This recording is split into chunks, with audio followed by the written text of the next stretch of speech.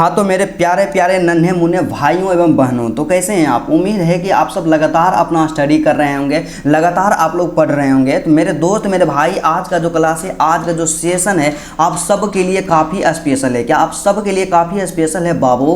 क्योंकि आज की क्लास के अंतर्गत आपका क्लास 12 जो आपका फिजिक्स है ना, फिजिक्स का दूसरा चैप्टर का जितना भी ऑब्जेक्टिव है ना, सबका काम तमाम कर देंगे। और आपका जो 2026 में एग्जाम होगा बाबू, क्या 2026 में जो आपका एग्जाम होगा, एक भी क्वेश्चन इससे बाहर नहीं आएगा, तमाम क्वेश्चन इसी से रहेगा। तो आपसे रिक्वेस्ट करते हैं, एक भाई बड़े भाई होने के नाते आप लोग क्या कीजिएगा, इस वीडियो को शुरू से लेकर के अंत तक देखिएगा। और आपका 2026 के एग्जाम में 35 में से 35 लाने से कोई नहीं रोकेगा, बस आप मेरे साथ जुड़ जाइए। तो चलिए आज की क्लास बिना टाइम इन्वेस्ट किए मेरे दोस्त स्टार्ट करते हैं। बस आपसे एक छोटा सा रिक्वेस्ट करना चाहेंगे कि यदि आप मेरे चैनल पे नए हैं ना बाबू, तो सबसे पहले आप लोग वीडियो को क्या है, वीडियो को शुरू से लेकर के अंत तक देखिएगा।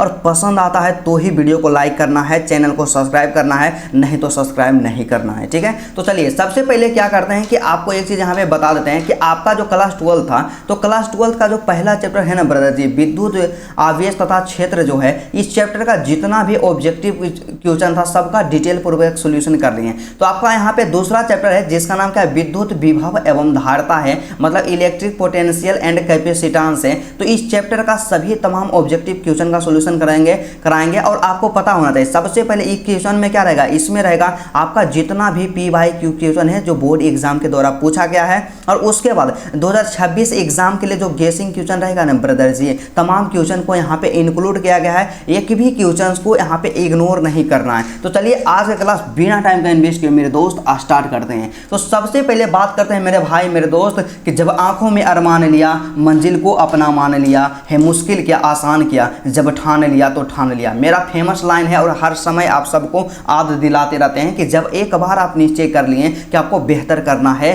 तो उससे डरना नहीं है, आपको हमेशा बेहतर करना है। तो सबसे पहला क्वेश्चन क्या कहता है कि निम्नलिखित में से धारिता का मात्रक कौन सा है। क्या निम्नलिखित में से धारिता का मात्रक कौन है? काफी मोस्ट इंपोर्टेंट क्वेश्चन है ब्रदर जी, आपको बताना है कि धारिता की मात्रक कौन है। 2025 में क्वेश्चन पूछ लिया गया था। तो इसका जो सही आंसर क्या होगा, ऑप्शन नंबर डी हो जाएगा, कूलम्ब प्रति वोल्ट। क्या कूलम्ब प्रति वोल्ट जो होता है धारिता का मात्रक होता है। और धारिता का मात्रक क्या होता है, फैराडे भी होता है। तो यहाँ से ई भी याद रखिएगा। और आपको हम बताइए नहीं कि जब भी एग्जाम में क्वेश्चन पूछेगा उसका एसआई मात्रक से, तो जितना एसआई मात्रक होता है सबको याद रखना है बउआ, एक भी स्किप नहीं करना है, तभी आप एग्जाम में बेहतर कर पाइएगा, नहीं तो फिर समझिए कि गड़बड़ कंडीशन रहेगा, ठीक है। तो चलिए दूसरा क्वेश्चन है बाबू जो कि काफी मोस्ट इंपोर्टेंट है और एग्जाम में तहलका मचाने वाला क्वेश्चन है। क्या कहता है कि संधारित्रों के समानांतर संयोजन में प्रत्येक संधारित्र के लिए कौन सा राशि समान रहती है। मतलब यहाँ पे आपको बताना है कि जब संधारित्र का हम संयोजन करते हैं तो समानांतर क्रम में, क्या जब संधारित्र का संयोजन समानांतर क्रम में करते हैं तो संधारित्र के लिए कौन सा जो राशि होता है समान रहता है, कभी नहीं बदलता है। 2025 में क्वेश्चन पूछा गया था बाबू। तो इसका जो सही आंसर क्या होगा कि आपका जो विभवांतर रहता है ना, कभी भी नहीं बदलता है। ऑप्शन नंबर जो डी होगा बिल्कुल सही आंसर हो जाएगा, विभवांतर, ठीक है। और उसके बाद चौथा प्रश्न हमारे पास क्या दिया गया है। चौथा प्रश्न का कहना है कि एक बंद पृष्ठ के भीतर, क्या एक बंद पृष्ठ के भीतर n वैद्युत द्विध्रुव स्थित है। क्या है, n वैद्युत द्विध्रुव स्थित है। तो बंद पृष्ठ से निर्गत कुल विद्युत फ्लक्स का मान क्या होगा। क्या बंद पृष्ठ से निर्गत कुल वैद्युत फ्लक्स का मान क्या होगा। 2025 में क्वेश्चन पूछा गया था 4 नंबर का। तो इसका जो सही आंसर हो जाएगा ऑप्शन नंबर डी हो जाएगा, क्योंकि बंद पृष्ठ के भीतर जो होगा विद्युत फ्लक्स का मान शून्य होता है। क्या शून्य होता है, काफी मोस्ट इंपोर्टेंट है। बंद पृष्ठ से निर्गत जो वैद्युत फ्लक्स है वहां पे क्या होगा, शून्य हो जाएगा, राइट। उसके बाद अगला क्वेश्चन क्या कहता है मेरे दोस्त मेरे भाई मेरे प्यारे बहने, आप सबसे जानते हैं जितना भी लड़कियां होती हैं ना ज़्यादा इग्नोर करके चल जाती है। बताइए आप सबके लिए इतना मेहनत करते हैं आपके भाई हो करके, तो आप अपना भाई को सपोर्ट नहीं कीजिएगा जी, जरूर कीजिएगा, ठीक है। यहाँ पे क्या कहता है कि r दूरी पर रखे दो वैद्युत द्विध्रुवों से बने निकाय की विद्युत स्थिति ऊर्जा अनुक्रमानुपाती होती है। तो किसके अनुक्रमानुपाती होती है ब्रदर, 2024 में क्वेश्चन पूछा गया था बउआ। 5 नंबर का क्वेश्चन क्या कहता है कि r दूरी पर रखे दो वैद्युत द्विध्रुवों में बने निकाय की विद्युत स्थितिज ऊर्जा किसके अनुक्रमानुपाती होगी। यहाँ पे r के पावर -3 के अनुक्रमानुपाती होती है। ऑप्शन नंबर जो आपका बी होगा बिल्कुल सही आंसर हो जाएगा बउआ, ठीक है। उसके बाद अगला क्वेश्चन क्या कहता है छोटू, अगला क्वेश्चन कह रहा है ना विनोद, क्या कह रहा है कि किसी संधारित्र की धारिता निर्भर नहीं करती है। बताना है कि किसी संधारित्र की धारिता किस पर निर्भर नहीं करती है। 2024 में 2025 में क्वेश्चन पूछ लिया गया था, तो आपको पता होना चाहिए कि किसी संधारित्र की जो धारता होती है ना, आपके प्लेटों की आकृति पर निर्भर करता है, ठीक है। उसके बाद प्लेटों के आकार पर भी निर्भर करता है, और प्लेट का जो रहता है ना अंतराल कहने का मतलब क्या था, प्लेटों के बीच के दूरी पर भी निर्भर करता है। और कभी भी संधारित्र की धारता जो रहेगी प्लेटों के आवेश पर निर्भर नहीं करेगी। तो हमारा ऑप्शन नंबर जो होगा यहाँ पे सी बिल्कुल सही आंसर हो जाएगा विनोद, ऑप्शन नंबर सी, ठीक है। तो इसी तरह से आपका एक एक चैप्टर का सॉल्यूशन करवा देंगे, और आपका जो भी प्रॉब्लम होता है 100% मां शारदे टीचिंग सेंटर आप सबको यहाँ पे सोल्व कर देगा, ठीक है। तो हमेशा आप लोग अपना सपोर्ट बनाए रखिए, क्योंकि आप सब के लिए मेहनत तो हमेशा हम करते रहेंगे ना जी, ठीक है। पिको फैराड मात्रक है, पिको फैराड किसका मात्रक है ब्रदर जी, 2024 में क्वेश्चन पूछ लिया गया था कि पिको फैराड मात्रक है। तो पिको फैराड जो मात्रक है ना, धारिता का मात्रक है, किसका, विद्युत धारिता का जो मात्रक होता है पिको फैराड होता है। पिको फैराड एक विद्युत धारिता का मात्रक है। काफी मोस्ट इंपोर्टेंट क्वेश्चन है, तो ऑप्शन को भी देख लेते हैं। काहे आप हड़बड़ा रहे हैं, बताइए, ऑप्शन को नहीं बताएंगे? ऐसा कभी हुआ था जी? कभी भी नहीं हुआ था, और अब की बार कैसे हो जाएगा, ठीक है। तो इसका सही आंसर होगा ना विनोद, क्या होगा, ऑप्शन नंबर सी हो जाएगा। विद्युत धारिता का मात्रक जो होता है पिको फैराड है। काफी मोस्ट इंपोर्टेंट है बउआ, एग्जाम में क्वेश्चन पूछा जा सकता है, ठीक है। उसके बाद अगला क्वेश्चन क्या कहता है छोटू लोग, कि 2023 में पूछ दिया था भैया, क्या कहता है कि परावैद्युतांक का एसआई मात्रक होता है। जानते हैं ब्रदर जी, आपको याद होना चाहिए कि परावैद्युतांक का ना कोई एसआई मात्रक होता है और ना कोई बीमा होता है। तो इसका आंसर आप लोग नहीं दीजिएगा, इसको स्किप कर दीजिएगा। आप लोग सर्च करके भी देख सकते हैं, क्योंकि मां शारदे टीचिंग सेंटर आप सबों को हमेशा यहाँ पे बेहतर एजुकेशन प्रोवाइड कराता था और हमेशा कराते रहेगा, ठीक है। तो अगला क्वेश्चन कहता है मेरे दोस्त, क्या कहता है कि अगर दो आवेशों के बीच की दूरी बढ़ाई जाती है, क्या किया जाता है कि दो आवेश है उसके बीच की दूरी को, क्या उसके बीच की जो दूरी रहेगा उसको क्या करेंगे बाबू, बढ़ा देंगे। तो उनकी वैद्युत स्थितिज ऊर्जा क्या होगी, क्या उनकी वैद्युत स्थितिज ऊर्जा क्या होगी, काफी मोस्ट इंपोर्टेंट है। तो उनकी वैद्युत स्थितिज ऊर्जा जो होगी ना, घटती है, क्या होती है, घटती है। आपको नहीं पता है जी कि जब क्या होता है कि जब दूरी बढ़ेगा तो प्यार घटेगा, यही बात आप लोग याद रखिएगा। और 2023 में क्वेश्चन पूछ लिया गया था, काफी मोस्ट इंपोर्टेंट क्वेश्चन है आपके एग्जाम दृष्टिकोण से, ठीक है। और आपको हम हमेशा कहेंगे मेरे दोस्त कि मेहनत वो ऐसा रास्ता है ना जो आपको सपनों से हकीकत तक ले जाता है। तो आप लोग मेहनत पे विश्वास कीजिए, शॉर्टकट पे नहीं जाइए, और एग्जाम में आप तभी बेहतर कीजिएगा जब आप मेहनत कीजिएगा, ठीक है। तो 12 नंबर का क्वेश्चन क्या कहता है छोटुआ, कि आवेशीय संधारित्र पर कुल आवेश होता है। बताना है कि आवेशीय संधारित्र पर कुल आवेश होता है। 2023 में क्वेश्चन पूछ लिया गया था। तो आवेशीय संधारित्र पर कुल आवेश जो होता है ना ब्रदर जी, काफी मोस्ट इंपोर्टेंट क्वेश्चन है। तो इसका जो सही आंसर हो जाएगा ऑप्शन नंबर क्या हो जाएगा, ए हो जाएगा, कि आवेशित संधारित्र पर कुल आवेश रहेगा शून्य रहेगा। जब भी संधारित्र आवेशित है तो उस पर आवेश हमेशा शून्य होगा। Option number A is the correct answer, ठीक है बाबू। उसके बाद नेक्स्ट क्वेश्चन क्या कहता है, 13 नंबर का, कि विद्युत द्विध्रुव आघूर्ण, मतलब कि वेक्टर पी, यहाँ पे वेक्टर पी है, ठीक है, एवं विद्युत क्षेत्र की तीव्रता के, क्या विद्युत क्षेत्र की तीव्रता के कोण का कितना होगा, कोण का कितना होगा, विद्युत द्विध्रुव इस तरह सम अवस्था में है। मतलब सीधा सा आप समझे ना, क्वेश्चन में थोड़ा सा मिस टाइपिंग है कि विद्युत द्विध्रुव आघूर्ण पी वेक्टर में विद्युत क्षेत्र की तीव्रता जो होती है ई वेक्टर, या विद्युत क्षेत्र की तीव्रता जो होती है ई वेक्टर के, क्या ई वेक्टर के यहाँ पे क्वेश्चन थोड़ा सा मिस टाइपिंग कर दें, ई वेक्टर के बीच कोण का मान कितना होगा, क्या कोण का मान के बीच कोण का मान कितना होगा, और विद्युत द्विध्रुव जो होगा ना साम्य अवस्था में रहेगा। तो इसका जो सही आंसर क्या हो जाएगा, तो इसका जो सही आंसर होगा दोस्त 0 हो जाएगा। ऑप्शन नंबर जो होगा आपका डी बिल्कुल सही आंसर हो जाएगा, ठीक है। उसके बाद अगला क्वेश्चन बहुत ही लॉलीपॉप क्वेश्चन है, एग्जाम में क्वेश्चन पूछा जाता है। क्या कहता है, 2021 में पूछा गया था कि विभव प्रवणता बराबर क्या होता है, बताइए ना जी। विभव प्रवणता बराबर हम लोग नहीं जानते हैं कि माइनस के डी बटा में डी एक्स होता है बउआ, एग्जाम में कई बार पूछा गया है। तो यहाँ पे माइनस लगा करके ऑप्शन नंबर सी इसका सही आंसर हो जाएगा, माइनस के डी बटा में डी एक्स, राइट। उसके बाद 21 नंबर का क्वेश्चन क्या कहता है छोटू, 21 नंबर का, कि एक समानांतर पट्टिका संधारित्र की धारता के लिए निम्न में से कौन सही है। बताना है आपको कि एक समानांतर पट्टिका के संधारित्र की धारता के लिए निम्न में से कौन सा सही है, और 2021 में क्वेश्चन पूछा गया। और आपको हम बताइए नहीं कि जितना भी प्रीवियस ईयर वाला क्वेश्चन रहेगा ना तमाम काम सोल्यूशन करवा देंगे, क्योंकि आपसे जो वादा किया गया है ना संतोष कुमार के द्वारा मां शारदे टीचिंग सेंटर के द्वारा, उसको 100% पूरा किया जाएगा, क्योंकि आपके लिए हम जो करते हैं हमेशा एग्जाम में बेहतर करते रहते हैं, ठीक है। तो इसका सही आंसर क्या हो जाएगा? तो इसका जो सही आंसर ऑप्शन नंबर ए हो जाएगा, एप्सिलॉन नॉट ए बटा में डी होगा। काफी मोस्ट इंपोर्टेंट है, ऑप्शन नंबर ए आपका जो होगा बिल्कुल सही आंसर हो जाएगा। ठीक है, उसका 17 नंबर का प्रश्न क्या कहता है छोटू? तो 17 नंबर का कहता है प्रश्न विनोद कि एक बिंदु आवेश Q से दूरी पर विद्युत विभव का मान क्या होगा? मतलब एक बिंदु आवेश Q से r दूरी पर, क्या r दूरी पर विद्युत विभव का मान क्या होगा? 2021 में क्वेश्चन पूछा गया था बउआ। तो इसका जो सही आंसर होगा क्या होगा? क्या इसका जो सही आंसर क्या होगा? तो इसका जो सही आंसर का मेरे दोस्त कि बिंदु आवेश के कारण जो होगा 1/4 पाई एप्सिलॉन नॉट P बटा में R स्क्वायर का, P बटा में R स्क्वायर काफ़ी मोस्ट इंपोर्टेंट है। तो ऑप्शन नंबर जो आपका हो जाएगा मेरे दोस्त, ऑप्शन नंबर जो होगा आपका यहाँ पे बी होगा, क्या बी होगा? लेकिन बी नहीं होगा मेरे दोस्त, क्योंकि क्या होता है कि हमसे थोड़ा सा मिस्टेक हो गया ना जी। यहाँ पे क्या लिखा हुआ है? यहाँ पे R स्क्वायर लिखा हुआ है, लेकिन यहाँ पे क्या होगा? इसका सही आंसर ऑप्शन नंबर ए होगा। क्या ऑप्शन नंबर बाबू इसका ए सही आंसर होगा, option number A. Option number A क्या कहता है नेक्स्ट क्वेश्चन? क्या हो जाएगा? 1/4 पाई एप्सिलॉन नॉट Q बटा में R हो जाएगा। क्या Q बटा में R हो जाएगा? काफी मोस्ट इंपोर्टेंट क्वेश्चन है। ठीक है, उसके बाद अगला क्वेश्चन क्या कहता है नेक्स्ट क्वेश्चन मेरे दोस्त, 18 नंबर का क्वेश्चन कि R त्रिज्या की पृथ्वी की विद्युत धारता होती है। R त्रिज्या की पृथ्वी की विद्युत धारता क्या होती है? 2021 में क्वेश्चन पूछ लिया गया था। तो R त्रिज्या की पृथ्वी की विद्युत धारता जो होती है ना 4 पाई एप्सिलॉन नॉट R होती है। ऑप्शन नंबर जो आपका बी होगा बिल्कुल सही आंसर हो जाएगा। ठीक है, उसके बाद अगला क्वेश्चन के बारे में बात कर लेते हैं मेरे दोस्त मेरे भाई। तो यहाँ पे 19 नंबर का क्वेश्चन क्या कहता है छोटू? तो 19 नंबर का क्वेश्चन कहता है ना गोलू कि विद्युत विभव बराबर क्या होता है? 2021 में क्वेश्चन पूछा गया था। तो विद्युत विभव बराबर आप लोग नहीं जानते हैं जी कि W बटा में Q होता है, जहां कि W क्या होता है? W क्या होता है? कार्य होता है, और Q क्या होता है? आवेश होता है। क्या Q जो होता है आपका आवेश होता है। तो यहाँ पे विद्युत विभव बराबर क्या होता है? W बटा Q होता है, Q होता है। काफी मोस्ट इंपोर्टेंट क्वेश्चन है। ठीक है, उसके बाद 20वां प्रश्न क्या कहता है? तो 20 नंबर का क्वेश्चन हमसे दिया गया है छोटुआ कि 1 फैराड बराबर में होता है।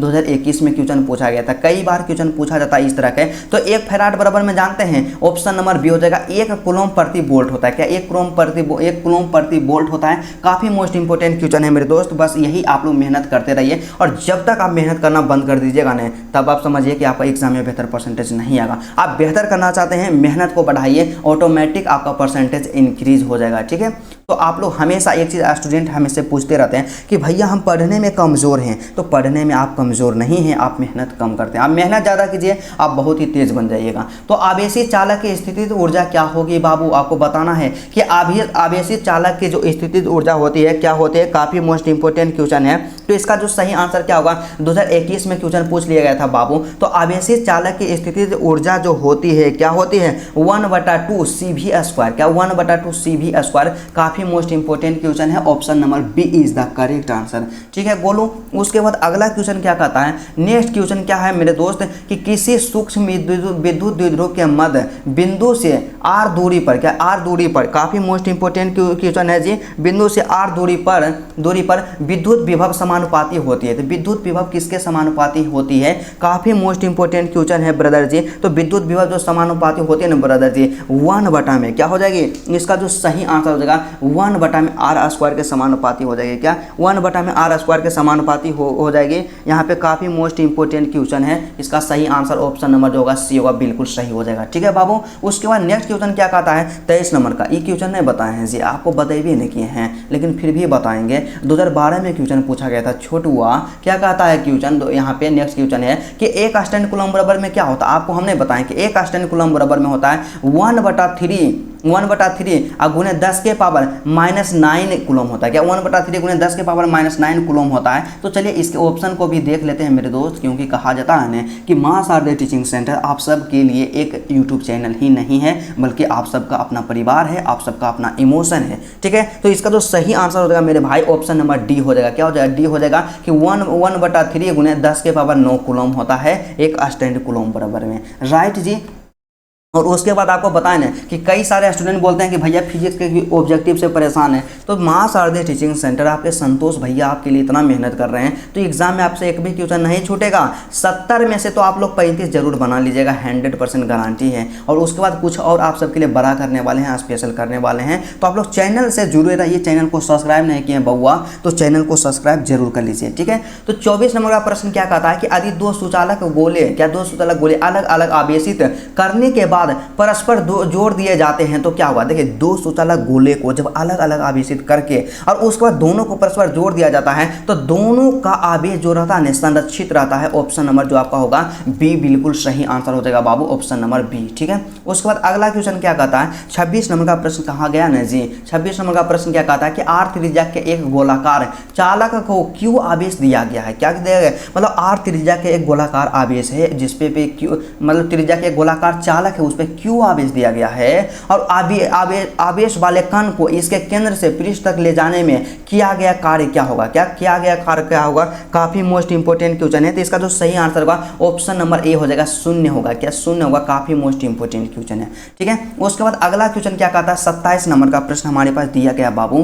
27 नंबर का प्रश्न क्या कहता है कि जब एक परीक्षण आवेश को अनंत से विद्युत क्षेत्र के अर्ध मतलब लंब अर्धक के अनुदिश लाया जाता है तब किया गया कार्य होता है। क्या, तब किया गया कार्य क्या होता है, काफी मोस्ट इंपोर्टेंट। तो इसका जो सही आंसर होगा शून्य हो जाएगा। क्या, शून्य हो जाएगा। आप लोग क्वेश्चन को रट लीजिएगा, रटना जरूरी है, एग्जाम में बहुत ही कम समय है मेरे भाई, और एग्जाम में आप तभी फोड़िएगा जब 100% आपका ऑब्जेक्टिव कंप्लीट रहेगा। ठीक है, और ऑब्जेक्टिव आपके एग्जाम के दृष्टिकोण से अत्यंत महत्वपूर्ण ही नहीं महा महत्वपूर्ण है। ठीक है, तो यहाँ पे 28 नंबर का क्वेश्चन क्या कहता है कि एक इलेक्ट्रॉन तथा एक प्रोटॉन एक दूसरे के समीप आ जाते हैं। क्या करते हैं, देखिए एगो इलेक्ट्रॉन है और एगो प्रोटॉन है, एक दूसरे के समीप आ जाते हैं तो निकाह की स्थितिज ऊर्जा क्या होगी, बताइए। एगो प्लस रहेगा एगो माइनस रहेगा और दोनों के एक दूसरे के क्या ले आएंगे, करीब ले आएंगे तो क्या होगा, आकर्षण होगा। तो स्थितिज ऊर्जा जो होगी ना ब्रदर जी, हमेशा यहाँ पे क्या होगी, घट जाएगी। क्या होगी, हमेशा यहाँ पे घट जाएगी। 28 नंबर जो आपका प्रश्न है इसका जो सही आंसर क्या होगा,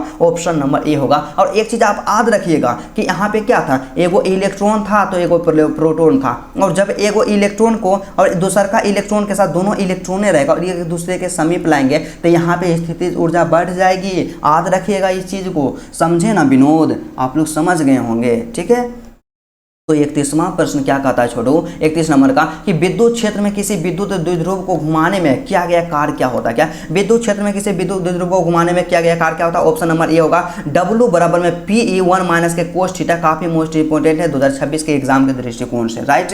उसके बाद नेक्स्ट क्वेश्चन क्या कहता है, आपको हम समझाते भी जाते हैं जितना संभव रहता है। ठीक है, तो 33 नंबर का प्रश्न क्या कह रहा है कि एक धनावेश को निम्न विभव क्षेत्र से उच्च विभव क्षेत्र में ले जाया जाता है। मतलब क्या होता है कि एक धन आवेश है उसको निम्न विभव क्षेत्र से मतलब कम विभव वाले क्षेत्र से ज्यादा विभव वाले क्षेत्र में लाया जाता है तो आवेश की स्थितिज ऊर्जा क्या होगी। क्या आवेश की स्थितिज ऊर्जा क्या होगी, काफी मोस्ट इंपोर्टेंट क्वेश्चन है। तो इसका जो सही आंसर होगा क्या होगा, तो इसका जो सही आंसर होगा ना ब्रदर दोस्त कि आवेश की स्थितिज ऊर्जा जो होगी ना बढ़ जाएगी। क्या होगी, बढ़ जाएगी। ऑप्शन नंबर जो आपका ए होगा बिल्कुल सही आंसर हो जाएगा कि जब एक धनावेश को निम्न विभव से उच्च विभव की ओर लाएंगे तो आवेश की स्थितिज ऊर्जा जो होगी क्या होगी, यहाँ पे बढ़ जाएगी। ठीक है, काफी मोस्ट इंपोर्टेंट था। उसके बाद अगला क्वेश्चन दिया गया मेरे बाबू, नेक्स्ट क्वेश्चन दिया गया 47 नंबर का। क्या कहता है छोटुआ, 47 नंबर का क्वेश्चन कहता है कि यदि शीशे की एक पट्टी को वायु संधारित्र के प्लेटों के बीच में सिसकाया जाए तो इसकी धारता क्या होगी। मतलब शीशा की एक पट्टी है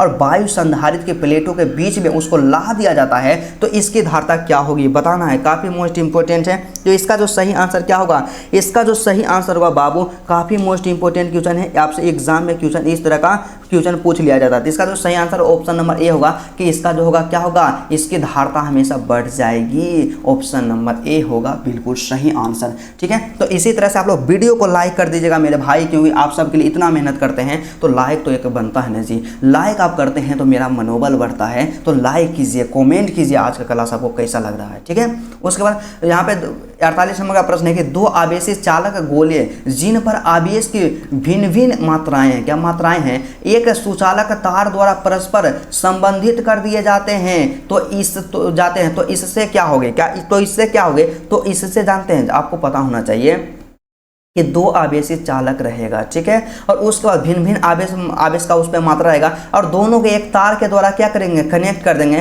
तो उस पर जो आवेश रहेगा ना, आवेश संरक्षित रहेगा। क्या आवेश संरक्षित रहेगा। Option number B is the correct answer Vinod, option number B. ठीक है, तो आप लोग इसी तरह से क्लास को करते रहिए। उसके बाद अगला क्वेश्चन क्या गया 49 नंबर का कि दो आवेशित वस्तुओं को जोड़ने पर उनके बीच विद्युत धारा प्रवाहित नहीं होती है यदि उनके, मतलब क्या करते हैं, कंडीशन यहाँ पे बताया है कि दो आवेशित वस्तुओं को जोड़ने पर विद्युत धारा प्रवाहित कब नहीं होगी। तो विद्युत धारा कब प्रवाहित नहीं होगी, काफी मोस्ट इंपोर्टेंट है। तो इसका जो सही आंसर क्या हो जाएगा, जब उसका विभव समान रहेगा। क्या, जब विभव समान रहेगा तो दो आवेशित वस्तुओं को जोड़ने पर उनके बीच के विद्युत धारा प्रवाहित नहीं होगी। क्या, विद्युत धारा प्रवाहित नहीं होगी जब विभव समान रहेगा। Option number C is the correct answer बाबू। ठीक है, नेक्स्ट यहाँ पे अगला क्वेश्चन क्या कहता है, मां शारदे की कृपा से, और हमेशा मां शारदे से आप सबके लिए यही प्रार्थना करना चाहता हूँ कि हे मां शारदे, जितने भी मेरे स्टूडेंट हैं उनको एग्जाम एक बेहतर परसेंटेज दिलाइएगा, उनको मेहनत करने का शक्ति दीजिएगा, 2026 के एग्जाम में उनका 400 प्लस नंबर आ जाए।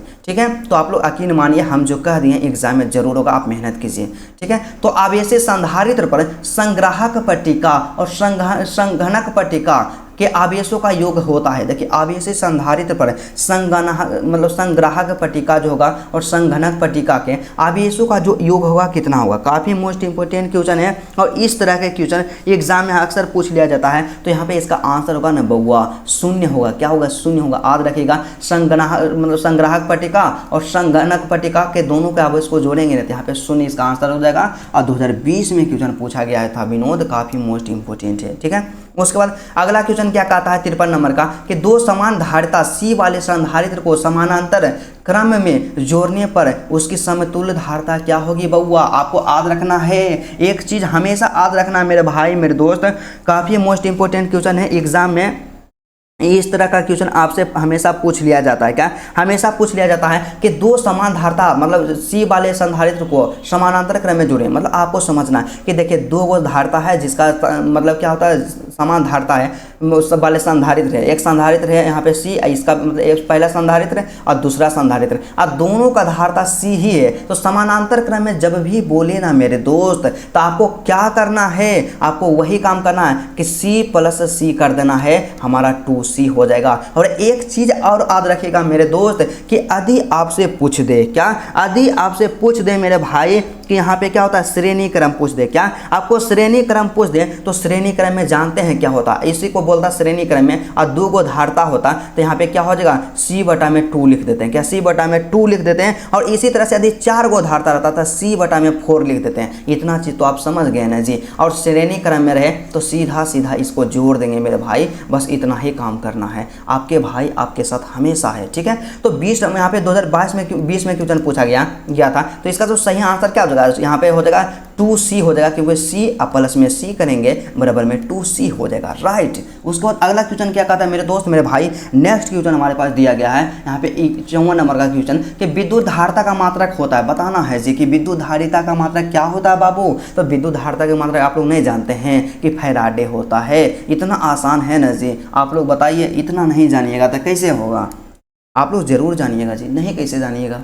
ठीक है, निगेटिव चीज़ तो अपने दिमाग में लाना ही नहीं है। 55 नंबर का क्वेश्चन क्या कहता है कि वायु में गोलीय चालक की धारिता अनुक्रमानुपाती होती है। देखिए, वायु में गोलीय चालक की धारिता जो होती है किसका अनुक्रमानुपाती होती है, काफ़ी मोस्ट इंपोर्टेंट है। तो इसके ऑप्शन के बारे में बात करते हैं। तो इसका जो सही आंसर क्या होगा बाबू, इसका सही आंसर क्या होगा, काफ़ी मोस्ट इंपोर्टेंट क्वेश्चन है और इस तरह का क्वेश्चन आपके एग्जाम में अक्सर पूछ लिया जाता है। तो इसका जो सही आंसर क्या होगा, प्रश्न संख्या इसका जो हो यहाँ पे सही आंसर क्या हो जाएगा, काफ़ी मोस्ट इंपोर्टेंट है।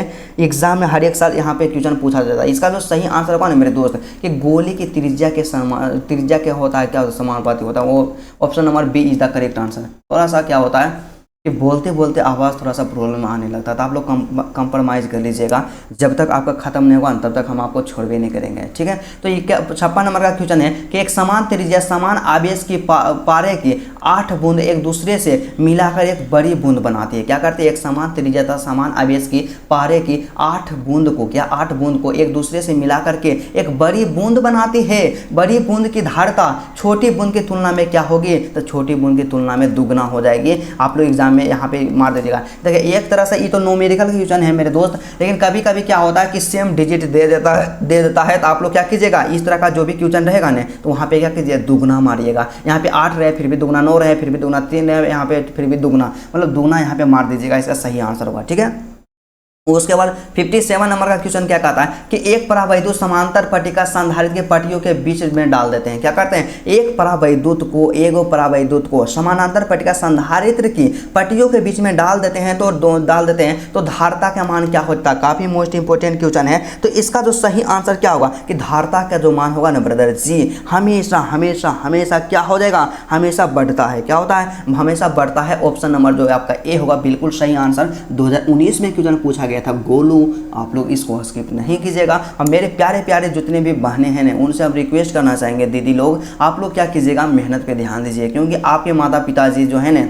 पढ़ा रहे हैं ना, तो आपके अपने आप को बहुत ही खुश नसीब मानिए, क्योंकि कई ऐसे लड़कियां होती हैं हमारे समाज के जिनके माता पिता उनको पढ़ाना नहीं चाहते हैं। तो आप लोग मेहनत ज़्यादा कीजिएगा, ठीक है। तो 3 संधारित्र जिसमें प्रत्येक की धारता सी है, आपको नहीं बताएं जी। देखिए इस 3 संधारित्र है, पहले एक का धारता यहाँ पे सी हो गया, फिर दूसरा का धारता, फिर तीसरा का धारता सी, मतलब तीनों के धारता सी है, ठीक है। तो श्रेणी क्रम में जुड़े हैं, आपको नहीं बताएं जी, श्रेणी क्रम में जुड़े हैं तो को धारता है। यहाँ पे देखिए को संधारित्र है, क्या 3 संधारित्र है, तो देखिए को संधारित्र है, 1 संधारित्र, 2 संधारित्र, 3 संधारित्र। तो इसका जो सही आंसर क्या होगा बाबू, इसका जो सही आंसर हो जाएगा ना, काफी मोस्ट इंपोर्टेंट है, C/3 हो जाएगा। सिर्फ क्या, देखिए सबका धारता समान है, जितना धारता है उतना लिख देंगे, जितना संधारित्र है नीचे में उतना देंगे। तो ऑप्शन नंबर जो आपका 58 का होगा, प्रश्न संख्या 58 का सी होगा। क्या, प्रश्न संख्या 58 का होगा सी आंसर। आपको एग्जाम में दिक्कत नहीं, और यही बोल देता कि सभी का सभी क्या है, समानांतर क्रम में है, तो क्या हो जाएगा 3C हो जाता है आपका आंसर।